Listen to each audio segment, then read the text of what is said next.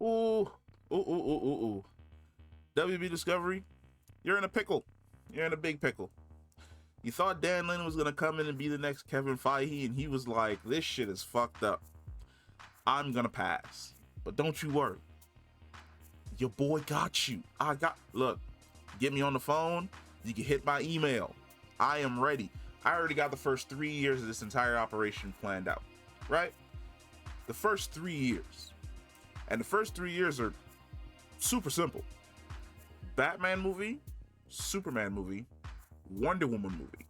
And I'm gonna break down the plot that's gonna lead to all these characters coalescing into the first team outing, and that movie's called World's Finest. All right. So first off, and these are just the bones. I haven't even really like sat down and started like hammering away at an actual flow chart for everything. Right. This is just a skim, just a little bit of information. Okay. We're gonna start off, like I said, Batman movie into a Superman movie into a Wonder Woman movie. Right. The Batman movie, year 3 of Batman's career. Ra's al Ghul is dead, and the new leader of the League of Shadows is somebody that Batman is unfamiliar with, a magician or sorcerer by the name of Felix Faust, and he is waging a full-on war in Gotham against Batman. While he's tearing Gotham apart, he's also searching for something. So, Batman, being the detective that he is, has to figure out how the immortal Ra's al Ghul is dead, what exactly it is that Felix Faust is searching for, and who's controlling Faust, giving him the power to control the League of Shadows. That's the Batman movie right there. Super simple premise, a little bit of magic, toss some horror in there, borrowing a little bit of concept from Deceased. Done.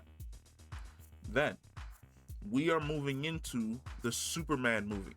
And the Superman movie takes part in year 4 of his career, which means that we're not going to see Lex Luthor until maybe like the second movie, or his other rogues that he's already beaten and put away in jail until probably the next movie, right? We're going to start with an unknown Superman villain, and we're going to go with Denny Swan. For those of you who don't know who Denny Swan is a guy who gets hit with a bolt of energy that has the genetic material of Superman on it. He absorbs this energy and starts to believe that he's Superman, but because of that, he ends up with an alter ego.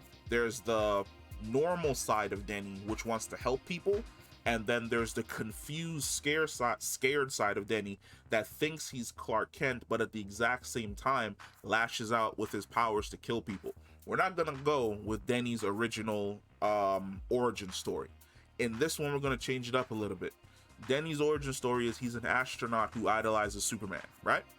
He likes to push himself to the limit, and he takes his job super seriously. He joins a private space exploration company that's investigating an energy signal behind the moon, on the moon, somewhere in space. Like I said, it's basically only bare bones at this point in time. He's investigating a space phenomenon. Okay. He heads off into space. They're investigating it. The energy lashes out. It kills everyone. Denny absorbs it. Superman shows up and saves him.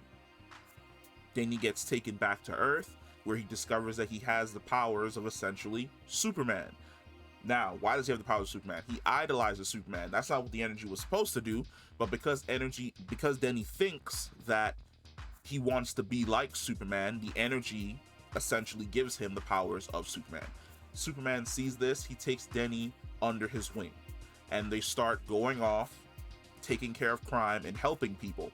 But slowly and surely, the things that make Superman Superman are starting to drive Denny insane, which is Denny can hear at all times the screams of people all around the world who need help.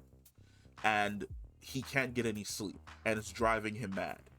And he goes off one night on his own to help someone, but in the midst of helping somebody, he lashes out and he kills them. And that's his Homelander start right there. Like, he just snowballs into a Homelander / Omni-Man. Superman has to swing in, he has to stop him. Him and Denny fight. Superman beats Denny, But as he defeats Denny says something along the lines of, "It wasn't meant for me, it was a trap meant for you, I was just a pawn." And he explodes. And in the explosion, Superman disappears. Nobody knows that Superman disappears too. He's just gone. Now, out of the Superman movie, we're going into the Wonder... Of course, there's going to be a post-credit scene to show that Superman is still alive. Now, jumping into the Wonder Woman movie, Dan is living on Themyscira in peace. It's her, it's Nubia, it's all of her sisters, and on Themyscira, they have the god of war Ares under lock and key. Basically, Ares perpetuated one of the most gross acts of violence against the Amazons in the past. The Amazons defeated him, and they imprisoned him under Themyscira, where he was powerless because they had essentially moved on to a form of peace, and as a result, he can't get his energy from war.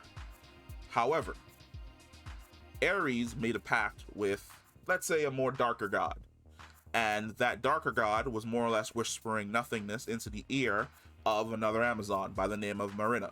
Those of you who've read comic books, you know where I'm going with this, and that's a setup for like the next slate of movies.